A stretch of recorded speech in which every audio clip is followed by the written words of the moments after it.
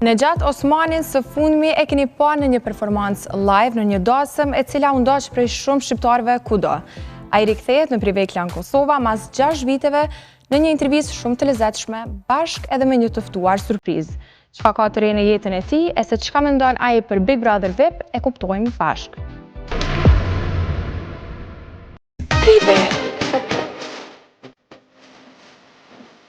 Nejat Osmani është një nga zërat më të mirë mashkullor të muzikës popullore shqiptare. Si i tillë, ndër vite, ka prekur zemrat e publikut me tekstet e këngëve të veçanta, me emocionet e sinqerta dhe interpretimet plot shpirt. Me një karrierë që ka ndriçuar rrugtimin e tij në skenën muzikore për vite me radhë, ai është kthyer në një emër të pandashëm për dasmat, gëzimet dhe ahengjet shqiptare. Zëriti i ngrohtë dhe karakteristik vazhdon të jetë një urë mes brezave, duke ruajtur traditën dhe emocionin e këngës popullore. I tillë është edhe produkti i fundit i tij, me tematik ditëlindje. Po në të ka vendosur të ketë një mysafir të veçantë. Sot po ta uroj ditëlindjen ty të gjithë o zemra ime, shoqe edhe shoq vendi plot urime 100 vite. Kjo kënga ditëlindja do të thotë kam fillu që shumë boti me punu, më thonë është punu me një verzion tjetër që nuk më ka pëlqyer atë shumë, edhe e kam punu edhe një herë, do të thotë 2 herë është e punune, është një këngë verore, është një këngë që për ditëlindje dedikohet, dhe befasia kësaj këngës është edhe vajza ime, do të thotë do të fillon kënga me vajzën, edhe është më shumë edhe për fëmijë, edhe për të rritur. Apo i bie kjo që në familjen Osmani është edhe një këngëtare që në një të ardhme të afërt do të jetë pjesë e playlistave të shumë kujt që përqep e ka muzikën shqipe.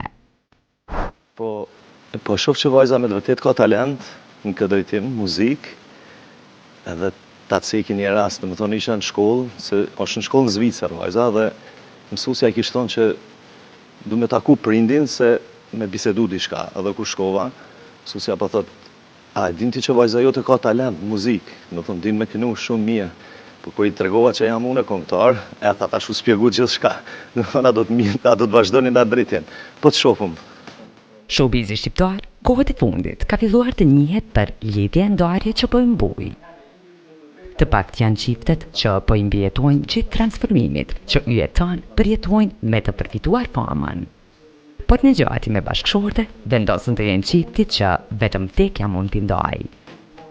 Po, duhet me thonë që është me vërtet shumë e vështirë, edhe çiftet tjera, do të thonë që ndahen, që janë këtë show, në këtë biznes, duhet edhe mi kuptu se është me vërtet një sakrificë e madhe, do të thonë shumica duhet me vendosë, do të thotë o donë karrierën, o donë familjen, se më thonë nuk i kodë, më thonë gjithë në ditëlindje apo në festa tjera, do të thonë të jetë gjithmonë jashtë shtëpisë, dikon tu performu me një koncert apo diçka, edhe normal gjithmonë ju mungon. Po unë mundohem në atë time, do të thonë që me mbajt familjen, atë kohë që kam të lirë, do të thonë e shfrytëzoj me familje. Kur jemi tek familja, Nejati është i lidhur ngushtë me të gjithë. Me motrën Remzien janë tashmë këngëtarët ikonik të skenës si dyshe. Por një thënie popullore thotë, ha e pe, po biznes me tonin kur mos bë. Përparësia tjetër na jemi vëlla motër. Do thonë mirë thati që nuk ha e pe biznes mos ban, po neve biznesi na shkon shumë mirë. Këtë drejtim kena punu shumë mirë, do thotë unë i pranoj edhe kritikat, po dhe Remzia një ashtu. Nejati me familjen e tij jetoi në shtetin e Zvicrës, tash e shumë vite. Por në pleqëri, atëherë kur do ta lejë muzikën e ta shijoj moshën e shtyr, a mendon që më i mirë do të jetë pensioni zviceran apo ai Kosovës? Po kërkush nuk ka qef me jetu në tjetër shtet. Këtë kanë dëshirë më kthy në Kosovë me jetu. Kështu që nuk e mendoj që do të jetoj në Zvicër në pleqëni. Intervista është duke u realizuar në shtëpinë e Big Brother VIP Kosova. E në këtë shtëpi, a e mendon veten si banor në sezonin e ruatës? Unë me në Big Brother? Allah probleme kisha pas, nuk kisha mujt, se di. Nuk e di, nuk kisha mujt nështë me nejtë. me arë kështu me kënu, si që kemi qenë në Shqipëri, po, edhe si sot që shpesho, ku ka interesant. Me thënë, e kam pare me duke ndryshe që nga po. Me nejtë këtu 2 muj, 3 muj, jo. Nexhatjet e Remzia ishin të përzgjedhurit si këngëtarët e dasmës më të përfolur të vitit. Gjesti dhe Egli i dhanë fond veçarisë të tyre. Por deri te këngët që i kënduan, dyshja në dasmën e tyre është një histori. Po të regoj këtë procedurën që ka shkuve, dhe të tonë nuk kom pa plan, dhe më thonë nuk kom pas idenë që kena me shku me kënu, edhe bona plan me shoqni, me dalë në Shqipëri me shku me shëtit. Kur po më thirë Remzia, qështu, ndarë së me shkuve. Tash po mërë me shumë qep, a ki marrë najsen me vete, a i kitish atë, a i përgaditën. Kështu që isha në shpinat kohë dhe u përgadita dhe shkum befasi, do të thonë ke diçka e jashtëzakonshme, muj me thonë se nuk na ka ndodhur. Edhe pse na kanë thirrë, edhe herave të kalune, do të thonë Big Brother në kalun na kanë thirrë, edhe në Kosovë, edhe në Shqipëri, po gjithmonë nuk kanë me timingin se ju e di që Big Brother i kanë aty për aty, do të thonë vendosin sot me mu bë. E shumë herë nuk kena qellu, do të thonë nuk kena qellu në koncert apo dikun, kështu që a ditë ke ditë e hane, edhe kem të lirë, edhe me të vërtet kalum shumë mirë.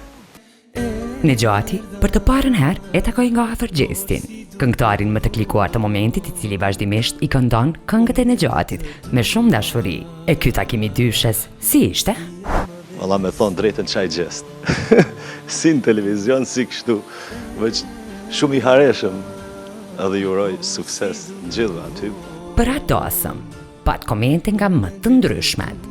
Gjesti e bëri se ju kërkua të martohej. Gjesti e bëri se më në fund u ben me dashurinë e Eglit. E të tjera. E thuaj që ndryshe reflekton nga kamera e ndryshe nga afër. Nexhatit, si ju duk kjohja? Po unë qysh tash edhe ma herë, dhe më thonë Gjesti ishte njejtë, dhe më thonë si që shekum pa në emisione, në televizion, në Big Brother, ishte edhe njejtë kështu. Po mos të harrojmë se dhe na kena pas pak me stresat punë, se jina konë aty për aty, kena shku për me kënu live, gjithë shka live, edhe e kena pas edhe shumë atë gajlën tonë se qysh dalëm na. Po e pom që ishë shumë i dashëm, edhe ke shumë mirë që kalum shumë mirë atë notë. Kush është i preferuari i Nexhatit në këtë reality? E kush mendon se do ta fitoj? Gjesti, Rozana, Egli apo Laerti? Ju uroj të 8-4-ve, se pasi që kanë arrit aty në finale, cili të fiton maj miri, ato që e zgjedh publiku, ajle të fiton. Aj që e meriton, dhe pe di që janë single, po se di Gjesti, po për ata tjerët, cili janë single, kur të martohen, në të nathirin, nëse ju kena pelqy aty ndarsëm, atë shumë që t'ju kënojnë ndarsëm. Për fund, kthehemi edhe një herë te karriera. Nexhatin dhe emrin e tij në skenë, a e mban puna apo fati? Apo që të dyja së bashku? Po të tham drejtën, gjithmonë është fati.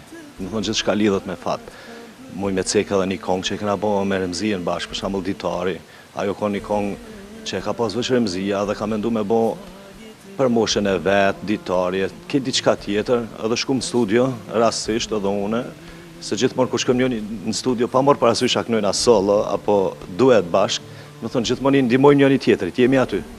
Edhe Remzia në atë moment tha, po ti, a kim bo kongë tjetër, thash unë, jo, s'kam as një kongë. Tha, pa hajde përvojna bashkë, apo del diçka mirë, ta këqyrëm që po del edhe me vërtet dul Ditari, shumë kongë e mirë. E kështu që gjithmonë fati, po edhe nuk e kemi prit suksesin asaj kongës atë shumë, sa që arriti, tash se di sa shifra, po miliona ka në YouTube edhe e shumë që gjithmonë në çdo mbrëmje kërkohet. Kështu du me thonë që gjithmonë është shumë lunë rol fati.